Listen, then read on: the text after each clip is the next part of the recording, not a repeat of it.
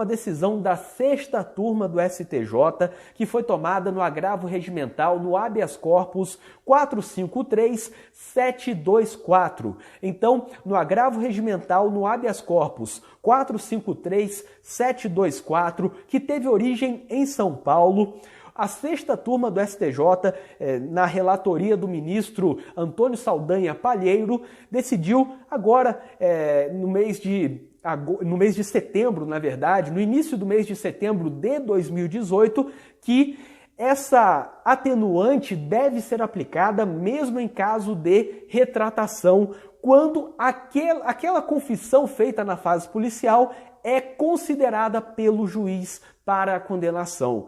Vejam como ficou a parte mais relevante dessa ementa. Ficou assim: de acordo com a jurisprudência do Superior Tribunal de Justiça, incidirá a atenuante prevista no artigo 65, inciso 3º, a linha D do Código Penal, ainda que haja retratação da confissão extrajudicial, e aí o inquérito policial é uma fase extrajudicial porque ainda não há processo, em juízo, desde que o depoimento tenha concorrido para a condenação. E em seguida, essa ementa fala mais.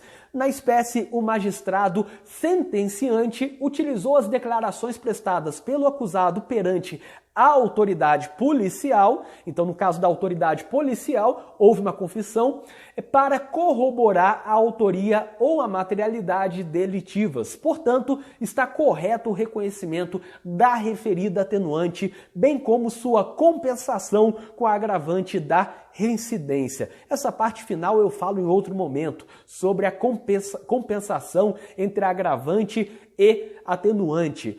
Mas sobre as outras partes dessa decisão, o que nos interessa aqui é o seguinte: não é que houve uma mera confissão na fase policial e em juízo houve uma retratação e foi reconhecida a aplicação da atenuante. Não é isso. É mais do que isso. Houve a confissão na fase policial, a retratação em juízo, mas na sentença para condenar, para falar sobre autoria e materialidade, o juiz falou sobre a confissão feita na fase policial. Portanto, não é que houve uma mera confissão e aquilo ficou perdido, não foi utilizado por ninguém. Houve a confissão, depois houve a retratação em juízo e na sentença o juiz considerou aquela confissão para condenar, considerou uma confissão já retratada para condenar. E se considerou a confissão, isso deve ser utilizado em favor do acusado, porque mesmo que depois ele tenha alterado a sua estratégia, tenha deixado de confessar, tenha negado o crime,